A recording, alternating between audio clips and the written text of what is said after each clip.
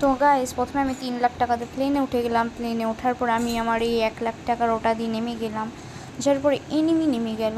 যাওয়ার পরে আমি এখন চলে যাচ্ছি লুটতে। তো লোটা হয়ে গেলে আমি উপরে আসলাম, আর আস্তে আস্তে দেখি হাফ মার্ডার হয়ে গেছি। তারপরে এখন আমাকে কি করা যায় ভাবতে ভাবতে আমার কাছে একটা 50,000 টাকার একটা মেডিকেট ছিল, তো সেটা আমি মেরে নিলাম।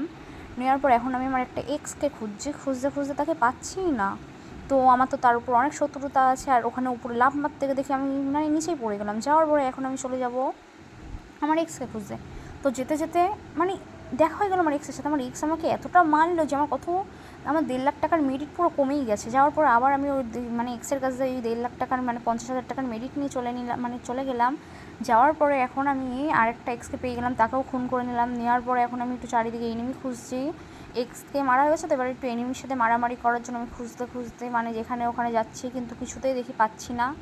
তারপরে আমার মনে হচ্ছে সবাই হয়তো মেরে দিচ্ছে গাইস। তারপরে এখন আমি দেখি একটু 50,000 টাকার মেডিকেট নেওয়ার পরে কে আমার সামনে টুকি টুকি খেলছে আমার সাথে। তো আমি ওর সাথে একটু খেলতে খেলতে দেখি কেউ আমার সাথে খেলছেই না। আর তারপরে আমি ভাবলাম ও মনে হয় গেছে হাফ মার্ডার হয়ে, তার জন্য আমি চলে যাচ্ছিলাম, তখন দেখি ও বেরিয়ে গেল।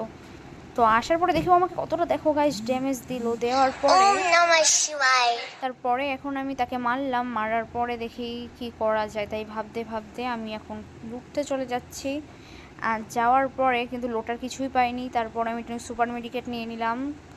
আর নেওয়ার পরে এখন আমি আমার আরেকটা বয়ফ্রেন্ডকে খুঁজছি, যাকে আমি টার্গেট মেরেছিলাম। তো এখন তাকে মানে মার্ডার করব এমন একটা ভাব, একটু ভালো করে জুম টুম করে দেখছিলাম মালটাকে পুরো হেড মারতে লাগবে। কিন্তু দেখো গাইজ হেড কিন্তু পুরো লাগেনি, মানে অল্প অল্প করে লেগেছে। তো তারপরে একটু পুরোগিরি দেখাতে দেখাতে আমি জোনের এই পাশ দিয়ে ওই পাশ দিয়ে ঘুরতে ঘুরতে চলে গেলাম। আর তারপরে আমি এখন একে মারছিলাম, মারতে মারতে দেখো গাইজ মেরে দিল।